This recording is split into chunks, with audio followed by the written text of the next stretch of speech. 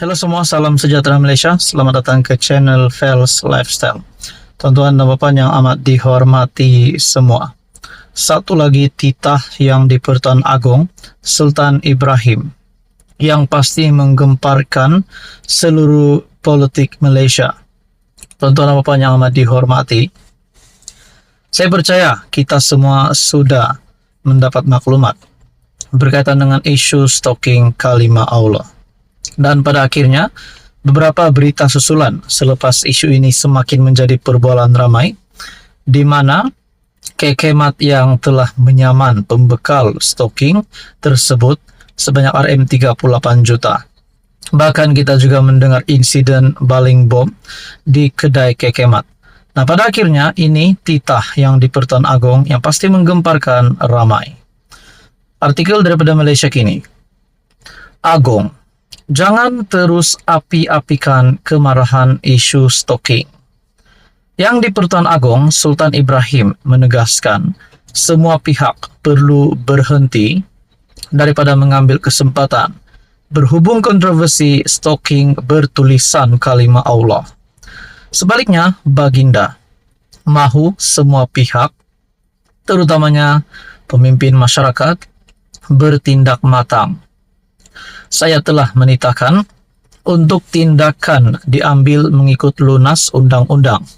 Maka tidak perlu lagi untuk mana-mana pihak terus mengapi-apikan kemarahan secara berterusan. Tindakan diambil bukanlah untuk menghukum semata-mata, tetapi sebagai pengajaran dan peringatan kepada semua untuk menjaga sensitiviti rakyat Malaysia. Titah Seri Paduka hari ini. Artikel ini diterbitkan pada 27 Mac. Kenyataan Sultan Ibrahim juga dihantar ke Facebook yang mengingatkan semua pihak supaya mengambil iktibar daripada kejadian itu dan berusaha mengeratkan perpaduan. Kemarahan yang berlarutan tidak akan menguntungkan sesiapa.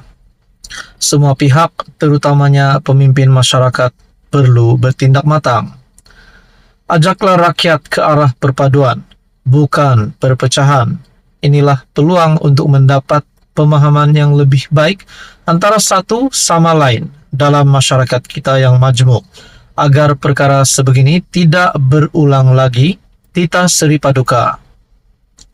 Hari ini, PDRM, Polis Diraja Malaysia, menasihatkan orang ramai agar bertenang dan tidak menyumbang apa-apa yang boleh membawa kepada peningkatan ketegangan di dalam negara. Pengarah Jabatan Siasatan Jenayah Bukit Aman, Muhammad Syuhaili Muhammad Zain, berkata, ketika ini keadaan agak panas dan isu stalking yang mengundang kemarahan sesetengah pihak boleh menjadi pemangkit kepada krisis yang lebih buruk. Saya nak ambil peluang untuk menasihatkan semua pihak, stand down, sudah-sudahlah. Saya bersetuju apa yang saudara Khairi kupas. Pihak kami bimbang ada perkara yang asalnya tidak libatkan isu perkauman, tapi libatkan dua kaum berbeza. Ia boleh dijadikan pemangkin kepada isu ini, perkauman. Kami tak nak lihat insiden seperti Kampung Medan berulang. Ia hanya memburukkan imej negara, katanya pada sidang media di Bukit Aman. Semalam, Khairi yang juga pernah memimpin Pemuda UMNO dalam siaran podcast Keluar Sekejap menggesa Ketua Pemuda UMNO Dr. Akmal Saleh dan umat Islam yang marah terhadap kekemat agar menghentikan kecaman mereka terhadap syarikat itu. Nah, saudara-saudara, apa komen Anda berkaitan dengan isu ini? Sekian saja, teruskan bersama di dalam channel ini. Halo semua, salam sejahtera Malaysia, tuan-tuan dan puan. Terima kasih kerana masih setia bersama admin di dalam channel ini.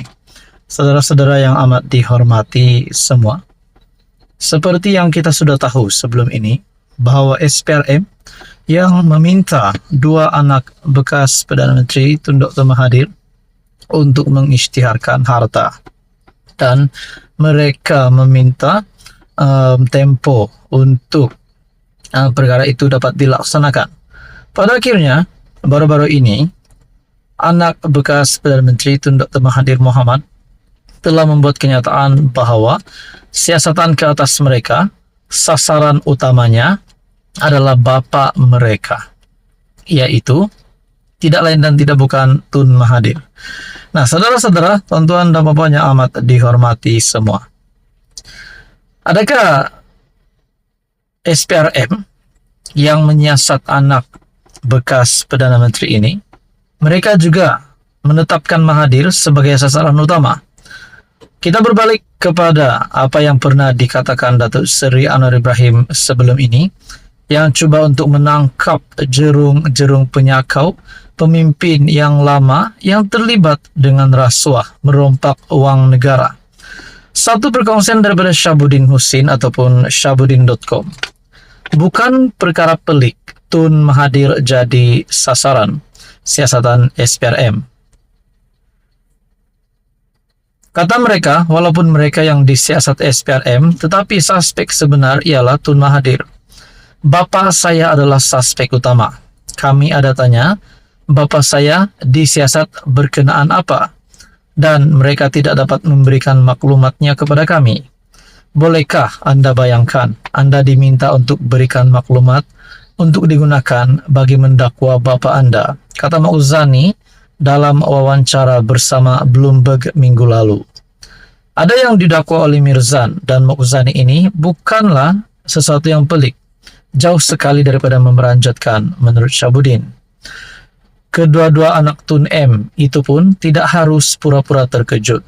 Kedua-dua mereka sepatutnya sedar sejak awal lagi apabila mereka disiasat SPRM dan diminta mengisytiharkan aset kekayaan yang dimiliki, yang disasarkan bukanlah diri mereka.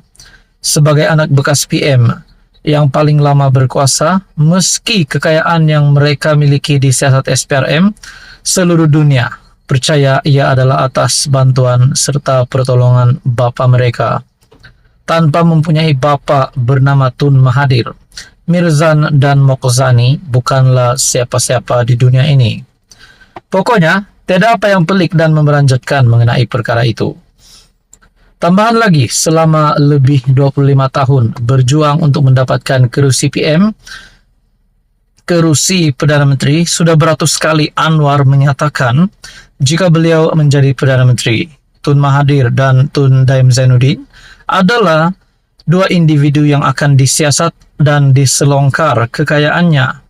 Ketika ini Tun Daim sudah pun didakwa, tetapi Tun Mahathir belum lagi. Apabila Mirzan dan Mokozani disiasat, ia tentulah dengan mudah boleh difahami bertujuan untuk menyiasat dan mendakwa Tun Mahathir akhirnya.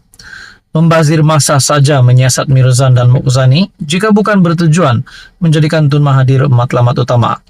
Menyiasat, mendakwa dan menghukum Tun Mahathir dan Tun Daim, dua orang individu maha kaya yang sering disebut Anwar, telah mengumpul kekayaan dengan cara merompak uang negara melalui kuasa yang mereka pegang adalah antara janji yang mengikat, bahkan memikat sebahagian rakyat untuk terus berjuang, memastikan Presiden PKR itu berjaya memenuhi impian menduduki kursi PM.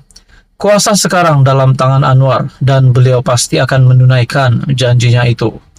Menyiasat, mendakwa dan menghukum Tun Mahathir dan Tun Daim adalah janji Anwar yang lebih besar daripada janji menurunkan harga minyak atau menurunkan harga barang yang dibising-bisingkan kebelakangan ini menurut Syabuddin.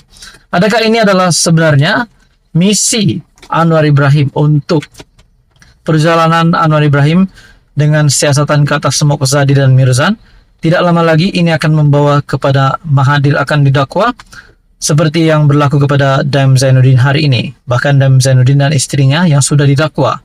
Adakah selepas ini Anwar Ibrahim benar-benar akan menunjukkan bukti bahwa Mahathir memang sebenarnya merompak uang negara? Itu menjadi persoalannya. Namun yang kita tahu, dalam keadaan politik Mahathir memang sudah kritikal, bukanlah seorang ahli parlimen pun. Nah, saudara-saudara, apakah perkara ini akan membawa kepada satu lagi kejadian yang lebih hangat? Sekian saja untuk kali ini, teruskan bersama di dalam channel ini untuk info yang seterusnya.